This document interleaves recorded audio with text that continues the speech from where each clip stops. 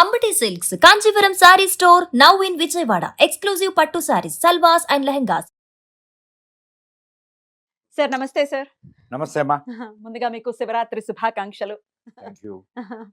ఓం నమ శివాయ. మిమ్మల్ని కలవటం నాకు చాలా చాలా సంతోషంగా ఉంది సార్. ఏ టాపిక్ తీసుకున్నా హిస్టరీ గురించి చెప్పమంటే చాలా అనర్గళంగా చెప్తారు, పురాణాల గురించి చెప్పమన్నా అంతే.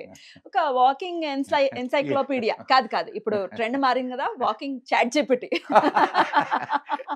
మన మదన్ గుప్తా గారు. ఏదో నేను తెలుసుకున్న 4 విషయాలు మీతో పంచుకోవడమే, అంతకంటే ఇంకేం లేదు. ఆ పంచుకునే విధానం అద్భుతం సార్.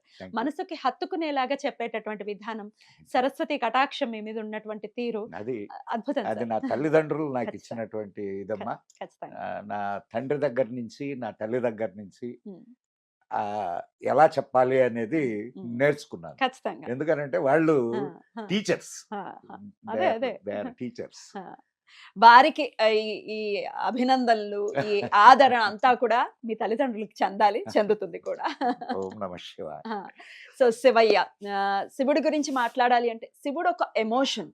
ఆయన గురించి మాట్లాడాలి అంటే, లేకపోతే ఆయన ఔన్నత్యాన్ని గురించి చెప్పాలంటే మాటలు సరిపోవు, జన్మలు సరిపోవు. ప్రతి శివరాత్రికి కూడా నిషేధి కాలంలో ఆయనని పూజించుకుంటూ, ఆయనని హైడ్రేట్ చేస్తూ, మనం బాగుండాలని కోరుకుంటూ ఆయనను పూజించి ఆయనకు నమస్కరించడం కళ్యాణం. అంతే, కళ్యాణం.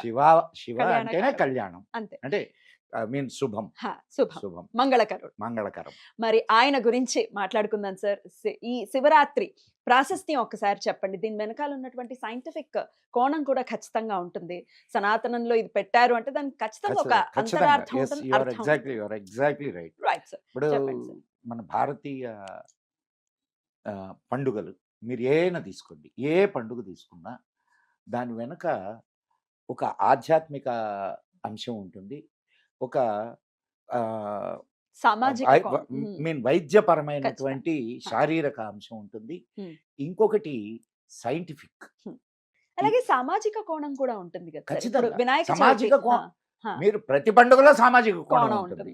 అది అది common phenomena for all the festivals. మీకు ఇక్కడ ప్రత్యేకంగా మీకు ఒక చిన్న ఉదాహరణ చెప్పి మనం తర్వాత దాంట్లోకి వెళ్దాం. ఏది శివరాత్రికి వెళ్దాం. తప్పకుండా. ఇప్పుడు అంటే మీరు సంక్రాంతి జరుపుకున్నారా? ఖచ్చితంగా సార్. సంక్రాంతి రోజు మీరు ఏమేమి వంటలు చేశారు ఒకసారి చెప్పండి నాకు. ఈ చకినాలు, తర్వాత బొబ్బట్లు ఇవి చేసుకోవటం, ఇంకా అరిసెలు, మురుకులు, దోశలు ఉదయాన్నే ఇవన్నీ పెట్టుకోవటం. ఇవన్నీ దేంతో తయారు చేస్తారు? పిండి గిండి అయినా వీటిలన్నిట్లో కామన్ గా ఉండేది ఏంటి చెప్పండి నాకు. కామన్ గా ఉండేది నూనె. అవును సార్. అవునా? అవును సార్. నూనె కామన్ గానే ఉంటుంది. కామన్ గా నూనె వేయించాలి కదా. గమనించారు మీరు, అర్థం చేసుకోండి. ఆ పండుగ రోజే ఎందుకు చేసుకుంటారు? అంతకుముందు ఎందుకు చేసుకోవాలా? అంతకుముందు చీకటి రాత్రులు, వర్షాకాలం, చలికాలం. దాంట్లో మీ పచన శక్తి చాలా తక్కువ ఉంటుంది. సో చాలా త్వరగా అరిగేటటువంటి ఆహార పదార్థాలని మనం స్వీకరించాల. స్టీమ్ ఫుడ్ లాంటివి. ఈ సంక్రాంతి తర్వాత సూర్యుడు మకర సంక్రమణం చేస్తారు. మకర సంక్రమణం వెలుగుల రోజు, వెలుగుల దినం మొదలైంది. అంటే బాడీలో హీట్ పెరుగుతుంది, పచన శక్తి ఎక్కువ అవుతుంది. సో అప్పుడు మీరు నూనె తీసుకున్నా మీకు సమస్య ఉండదు, అరుగుదల చాలా చాలా బాగుంటుంది. అందుకని అంటే మనం చేసుకునే పిండి వంటల్లో, మనం చేసుకునే పండుగల్లో వీటి వెనుక ఉన్నటువంటి ఒక అద్భుతమైన వైద్య, ఆరోగ్య అండ్ సాంప్రదాయక అంశాలు ఎన్ని ఉన్నాయో మనం కానీ ఆలోచిస్తే, మన అంటే మన డే టు డే లైఫ్లో మన పెద్దవాళ్ళు మనకి మన అన్ని విషయాల్ని ఆలోచించి ఒక పండుగని లేకపోతే ఒక సాంప్రదాయాన్ని, ఆచారాన్ని మనకు ఇచ్చారు. వాటిల్ని కోర్స్ కొన్ని ఇప్పుడు ఆ, ఎంత సైంటిఫిక్గా చెప్పినా సమాజం అనేది ఒక నిరంతరమైనటువంటి ఉమ్, నదీ ప్రవాహం. ఉమ్. దాంట్లో కొంత మురుగునీరు కూడా వచ్చి చేరుతుంటుంది, వస్తుంది వస్తుంది. మూఢనమ్మకాలు కూడా కొన్ని ఉంటాయి. Correct sir. ఇప్పుడు మనం మన ఆ, శివరాత్రికి వస్తాం. మామూలుగా ఏం చెప్తారు శివరాత్రికి? చలి శివ శివ అంటూ వెళ్ళిపోతుంది వెళ్ళిపోతుంది. అని అంటారు. అవును సార్, అవునా? అవును. అంటే చలి పూర్తిగా పోయి ఇంకా మళ్ళీ ఇంకా మళ్ళా ఎండాకాలం రెడీ ఎండాకాలం. సో మీ బాడీ దానికి సరే. సెటరైట్ కావాలి, ఉమ్. అవునా కదా? అవును సార్. ఇప్పుడు ఒక ఒక ఐ మీన్ వెదర్ సిస్టమ్ నుంచి ఇంకొక వెదర్ సిస్టంలోకి మీ బాడీ వెళ్తోంది. Right sir. వెళ్తున్నప్పుడు ఈ బాడీని సిద్ధం చేసుకోవాలా పర్లేదా? ఖచ్చితంగా ఈ సిద్ధం చేసుకోవడమే శివరాత్రి. అది సైంటిఫిక్ కోణం. సైంటిఫిక్ కోణం. ఏం చేస్తున్నారు మీరు అక్కడ? ఏం తినడంలా మొత్తం నిరాహారంగా నిరాహారంగా ఉంటారు. అవును. నిరాహారంగా ఉంటారు. నిరాహారంగా ఉండడం వల్ల ఏం జరుగుతుంది? డీటాక్స్ అవుతుంది డీటాక్స్. ఖచ్చితంగా. అండ్ మీ పచన శక్తి పెరుగుతుంది. మీ పచన శక్తే కాదు, మీ ఆయువు కూడా పెరుగుతుంది. తినడం అనేది తగ్గిస్తే అసలు కాదు కాదు, ఉపవాసాల వల్ల. ఉపవాసాలు. ఉపవాసాలు ఇది this was scientifically proven. Right sir. ఇది ఉపవాసాలు ఉండడం వలన, అంటే ఒక నియమిత ఉపవాసాలు లైక్ ఏకాదశులకు ఏకాదశులు ఉన్నట్టు ఉండడం వలన మీ ఆయుర్దాయం పెరుగుతుంది. అద్భుతం. జెనెటిక్ చేంజెస్ జరుగుతాయి. ఇది సైంటిఫిక్ గా ప్రూవ్ అయినటువంటి విషయం. మరి జాగరణ దేనికి? జాగరణ దేనికి? చలిపోతోందా? పోతుంది. ఎండ వస్తోందా? చలిపోయి ఎండ వచ్చేటప్పుడు నీకు నిద్ర సరిగ్గా పట్టదు. అసలు పట్టదు. మీరు చూడండి, మీరు వేడిగా ఉంటే నిద్ర ఎక్కడ పడుతుంది? పట్టదు. చలి ఉంటే ముసుగుదని. సో దాన్ని కౌంటర్ చేయడానికి ఫస్ట్ మీరు మేల్కొని ఆ వెదర్ సిస్టమ్ ని మీరు అడాప్ట్ చేసుకుంటున్నారు బాడీలో. ఇది సైంటిఫిక్ గా. ఇక ఆధ్యాత్మికంగా వస్తే, అంటే మనం అన్ని విషయాలు మాట్లాడుకుంటాం. ముందు డీటాక్సిఫై చేసేసారు, మీ శరీరాన్ని వెదర్ కి అనుగుణంగా మలిచారు. అసలు దాన్ని ఏమంటాం మనం? ఉపవాసము అంటున్నాం. ఉపవాసము అంటే నివసించడం. ఎక్కడ? భగవంతుడికి దగ్గరగా. భగవంతుడికి దగ్గరగా. భగవంతుడికి దగ్గరగా నివసించడమే ఉపవాసం. అన్నం తినకుండా ఉండడం కాదు, అది లంకణం. అది లంకణం. సో ఉపవాసాన్ని మనం దాంట్లో మీరు ఆ రాత్రి అంతా కూడా శివనామ స్మరణతో గడుపుతారు. ఒక రాత్రి అంతా దాదాపు 10 గంటలు మీరు శివనామ స్మరణలో ఏదైనా మీరు శివ అనేది అక్కడ పెట్టాము, అంటే మన పెద్దలు పెట్టారు. ఏదో ఒక నామాన్ని స్మరిస్తూ ధ్యానిస్తూ కూర్చుంటే మీ మెంటల్ స్టేటస్ ఏమవుతుంది? కామ్ డౌన్ అవుతుంది సార్. దేన్నైనా తట్టుకునే స్థితికి చేరుకుంటుంది. దేని మీదైనా కాన్సన్ట్రేట్ చేసేటటువంటి స్థితికి మీ మెంటల్ స్టేటస్ ఒక్క చేరుకుంటుంది. రోజులో జరుగుతాయి ఇవన్నీ. అది అలవాటు అవుతుందమ్మా. Okay okay. ఇప్పుడు ఆ రోజు చేశారు, ఆ రోజు మీకు జరిగినటువంటి మీరు ఫీల్ అయినటువంటి ఫీల్ మిమ్మల్ని సంవత్సరం అంతా వదలదు.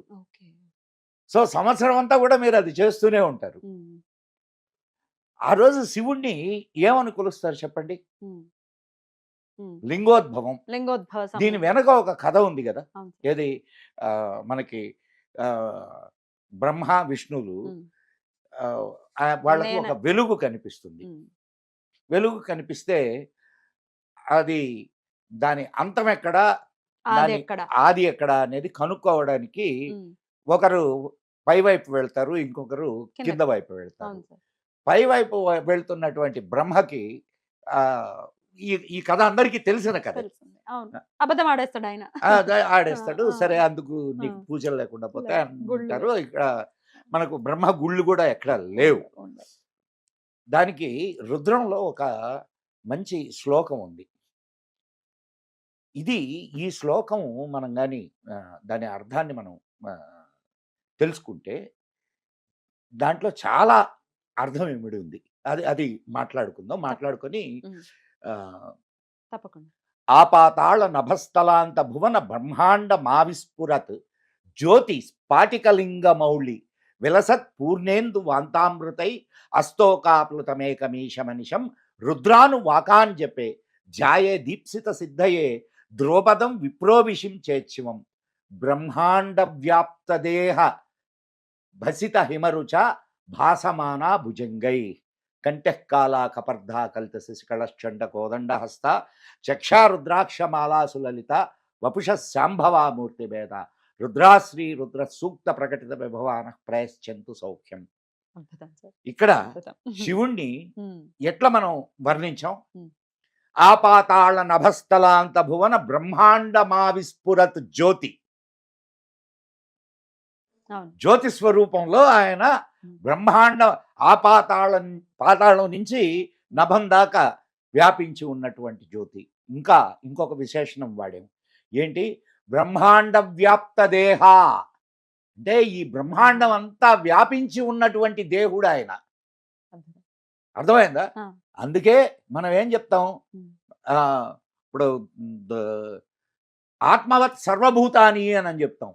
ఈశ్వరుని ఆత్మవత్ సర్వభూతాని, ఉమ్. ఆత్మ అంతా వ్యాపించి ఉంది. ఉంది. ఆ ఆత్మ స్వరూపుడైనటువంటి ఈశ్వరుడు అంతా వ్యాపించి ఉన్నాడు అనే భావనతో మనము ఆ రోజు ఆయనను స్మరణ చేస్తూ ఆ లింగోద్భవ సమయానికి ఆయనకి పూజ చేసుకుంటాం, అద్భుతం. రుద్రాభిషేకాలు చేసుకుంటాం. ఉమ్. రుద్రంలో ఎన్ని సైంటిఫిక్ విషయాలు ఉన్నాయో మీకు చెప్తే అర్థం కాదు. ఉమ్, రుద్రము మనకు 10వ మండలంలో, ఋగ్వేదంలోని 10వ మండలంలో వస్తుంది. ఋగ్వేదంలో ఉండే 10వ మండలంలో ఈ రుద్రాధ్యాయం ఉంది. దాంట్లో మీకు మ్యాథమెటిక్స్ ఉంది, హిస్టరీ ఉంది రుద్రాధ్యాయంలో. బా. అండ్ మీకు ఆ, చాలా సైంటిఫిక్ విషయాలు ఉన్నాయి. అండ్ దాంట్లో కూడా మీరు ఆ శివుణ్ణి ఎలా కొలుస్తారు? సభాపతయే నమః ఉమ్. అంటే సభ నువ్వే, సభాపతివి నువ్వే, సభలో ఉండేటటువంటి ఆ రథేభ్య సభ్యులు ఆ. నువ్వే. ఆ, రథేభ్యో రథపతిభ్యశ్చవో నమః. రథము నువ్వే, ఆ? నడిపేవాడివి నడిపేవాడివి నువ్వే, కూర్చున్నవాడివి నువ్వు. కూర్చున్నవాడివి నువ్వే, రథానివి నువ్వే. అద్భుతం. అంటే దాని అర్థం ఏంది? ఆ. ఇందాక మనం అక్కడ చెప్పుకున్నామే, ఆ. బ్రహ్మాండ వ్యాప్త దేహ, సర్వం ఆయనే. సర్వం ఆయనే. అద్భుతం. ఈ భావనతో ఉమ్, మనం ఆ రోజు పూజ చేస్తాం. అద్భుతం. బ్రహ్మాండ వ్యాప్త దేహుడైనటువంటి ఉమ్, ఆ దేహం నీలోనూ కూడా ఉందిగా, ఖచ్చితంగా. అంతే కదా? ఖచ్చితంగా. బ్రహ్మాండ వ్యాప్త దేహంలో ఉమ్, నువ్వు కూడా you are also one of the part. Yeah. So ఇట్లా మనం శివుణ్ణి ఆరాధిస్తూ, శివము అంటే మొదట్లోనే చెప్పుకున్నాం కదా, ఉమ్, కళ్యాణాన్ని పొందడమే శివరాత్రి. అద్భుతం సార్. చాలా చాలా అద్భుతం. అసలు మాట్లాడుతూ పోతే రోజులు సరిపోవు. ఇంకా ఇప్పుడు ఆ. మనకు శివపురాణం అనే పురాణం ఉన్నదమ్మా. అవును. శివపురాణంలో ఉమ్. అసలు లింగము అంటే చాలా దుర్మార్గమైన నీచంగా అర్థం. మాట్లాడతా. నా క్వశ్చన్ కూడా అదే సార్. దుర్మార్గమైన మా అర్థాన్ని, లింగము. వ్యాఖ్యానాన్ని. లింగము అంటే ఉమ్, విభవము, ఉమ్.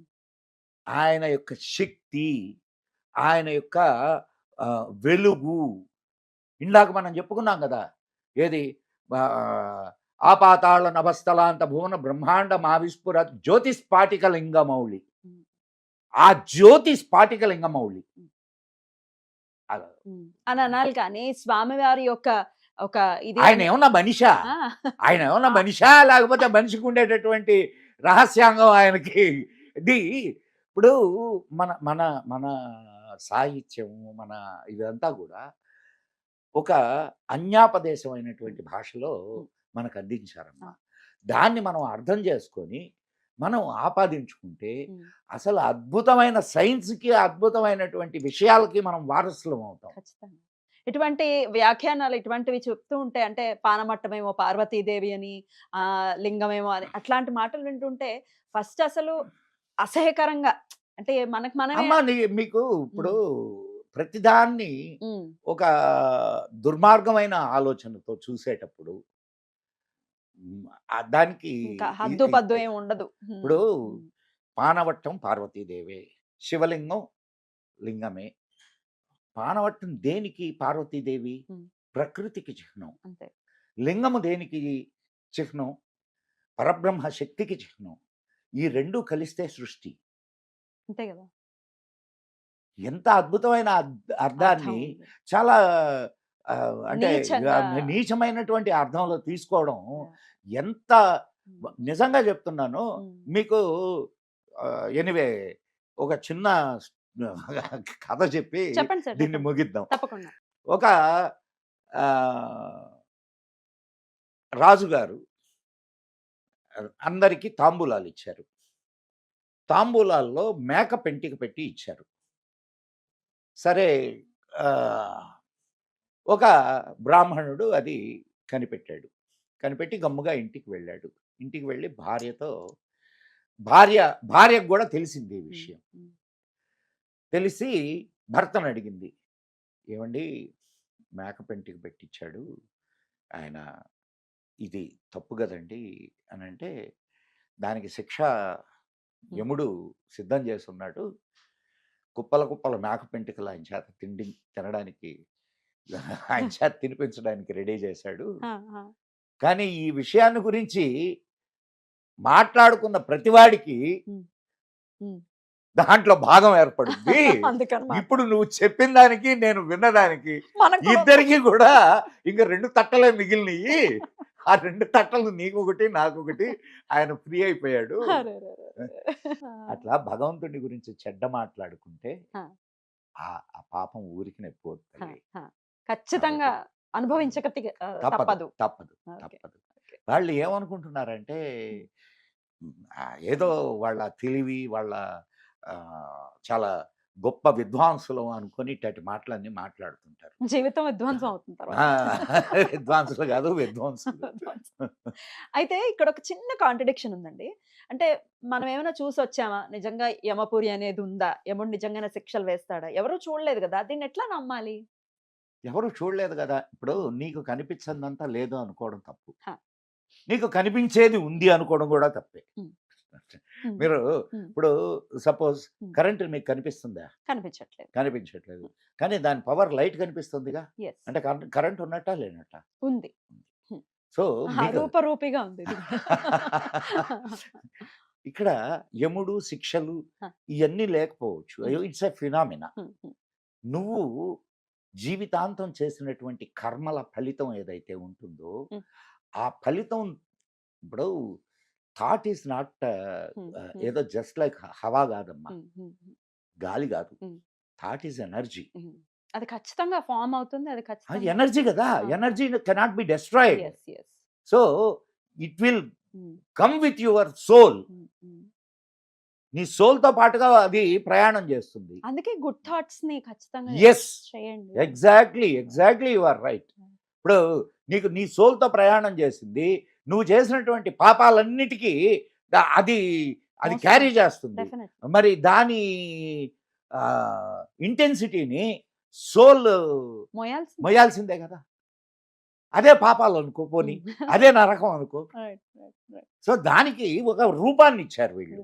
అరే నువ్వు ఇట్లాంటి పాపం చేస్తే ఇట్లాంటి బాధని నీ సోల్ అనుభవిస్తుంది అని. బాబోయ్, ఖచ్చితంగా. అంటే కాబట్టి కథల రూపంలో మనకి గుర్తుండటం కోసం అలా చెప్పారు. ఎగ్జాక్ట్లీ. ఇప్పుడు నీకు చంద్రుడికి 27 మంది భార్యలు.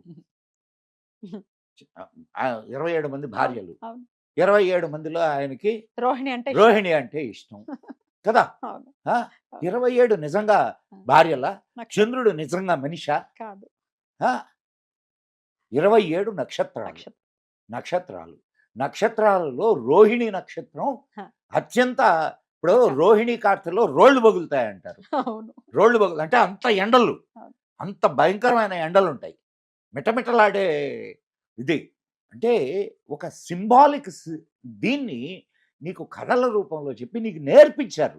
నువ్వు అది తెలుసుకోకుండా, దాని వెనక ఉన్నటువంటి సైన్స్ తెలుసుకోకుండా నువ్వు దాన్ని విమర్శిస్తూ పోతే ఏమిటి ఉపయోగం? ఏమిటి ఉపయోగం? కరెక్ట్. ఒక పర్సనల్ క్వశ్చన్, శివరాత్రిని మీరు ఎలా జరుపుకుంటారు? మీరేం చేస్తారు? అమ్మ నేనేం చేయనమ్మా, నేనేం చేయను. నేను రుద్రం చేసుకుంటాను. రుద్రం చదువుతారు, రుద్రం చేసుకుంటా ఇంట్లో. అభిషేకం చేస్తారు. చేస్తాను. ఎన్ని చేస్తాను. రుద్రాలు చేస్తారు? నేను ఒకటే రుద్రం ఒక రుద్రం. చేస్తానమ్మా, ఏకరుద్రం. ఆ, నిషేధ కాలంలో చేస్తారు. నిషేధ కాలంలో చేస్తాను. అద్భుతం, అద్భుతం. నేను ఎక్కడ పోను, ఇంట్లోనే ఉంటాను. ఆ. ఆ రోజంతా ఉమ్. ఆయన ఉమ్. ధ్యానంలోనే గడుపుతాను. ఆ. ఆ రోజే కాదు, ప్రతిరోజు నేను శివ ధ్యానం. శివ ధ్యానంలో. శివుడు అంటే ఇష్టమా? అవునమ్మా. శివుడు అంటే ఇష్టమా అంటే ఆ. కొందరికి ప్రవృత్తి మార్గం, ఆ. కొందరికి నివృత్తి మార్గం ఇష్టంగా ఉంటుంది. ప్రవృత్తి మార్గం ఆ, ఇష్టమైన వాళ్ళు విష్ణువుని పూజిస్తారు. ఆ. నివృత్తి మార్గం ఇష్టమైన వాళ్ళు శివుణ్ణి కొంచెం పూజిస్తారు. ఎలాబరేట్ చేయరా? ఏమిటి ఇది ప్రవృత్తి ఇది మార్గం? చాలా ఇది పెద్ద చాలా subject ఆ? చాలా పెద్ద పెద్ద టాపిక్. ఇప్పుడు నీకు అన్నీ కావాలా ఆ. అని కోరుకోవడం ప్రవృత్తి. అప్పుడు స్థితికారకుడిని స్థితికారకుణ్ణి పూజించుకోవాలి. పూజించుకోవాలా. నాకేం వద్దు బాబు. నాకేం వద్దు, ఆ. హాయిగా ప్రశాంతంగా బ్రతకాలా, ఆ. నీ దగ్గర నీలో లీనం కావాలా, నివృత్తి ఇది మార్గం. నివృత్తి మార్గం. భలే అయ్యా నాకు అన్ని కావాలా, ఆ. నేను నీలో లీనం కావాలా, రెండు ఉన్నాయి. అవును. రెండు ఉన్నాయి. అప్పుడు అది ప్రవృత్తి మార్గం. ఆ, అది ఆ. ప్రవృత్తి మార్గం, ఇది నివృత్తి మార్గం. అద్భుతం. సో ఇప్పుడు నేను ఎంజాయ్ చేయాలని కోరుకుంటాను, ఉమ్. నా జీవితాన్ని నేను ఆనందంగా అనుభవించాలని కోరుకుంటాను. ఉమ్. నాకు జీవితం ఎట్లున్నా సరే నాకు ఇబ్బంది లేదు, ఉమ్. నాకు భగవంతుడు ఇచ్చిందే ఇది, ఉమ్. ఉమ్. కాబట్టి దీన్ని నేను ఆనందంగా అనుభవిస్తాను ఉమ్. అనుకునేది నివృత్తి మార్గం. అద్భుతం. నాకు ఇదిగో ఇది కావాలా, ఈ బట్టలు వేసుకోవాలా, ఇలా ఉండాలా. ఉమ్. మా అమ్మ ఇప్పటికీ తిడుతుంటది, ఏమరా మాషిన బట్టలు వేసుకుంటావు, హ, హ. ఇక నీకేం బట్టలే లేవా నీకు. టీచర్ గారు కదా మరి, ఆ మాత్రం ఇదిగా ఉంటారు మరి. ఉంటారు. ఏం చెప్తారు మీరు? వాళ్ళు ఆ.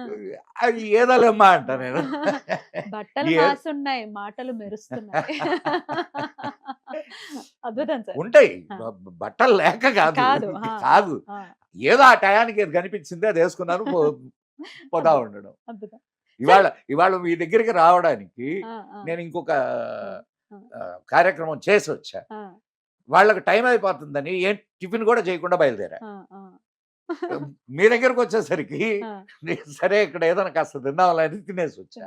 సో తిండి బట్ట వీటన్నిటి మీద వ్యామోహం. ధ్యాస ఉండదు, ఉమ్. ధ్యాస ఉండదు Right. నివృత్తి మార్గంలో ఉండే ఉమ్. వాళ్ళకి. ఉమ్. ఉమ్. ప్రవృత్తి మార్గంలో ఉండే వాళ్ళకి ఉమ్.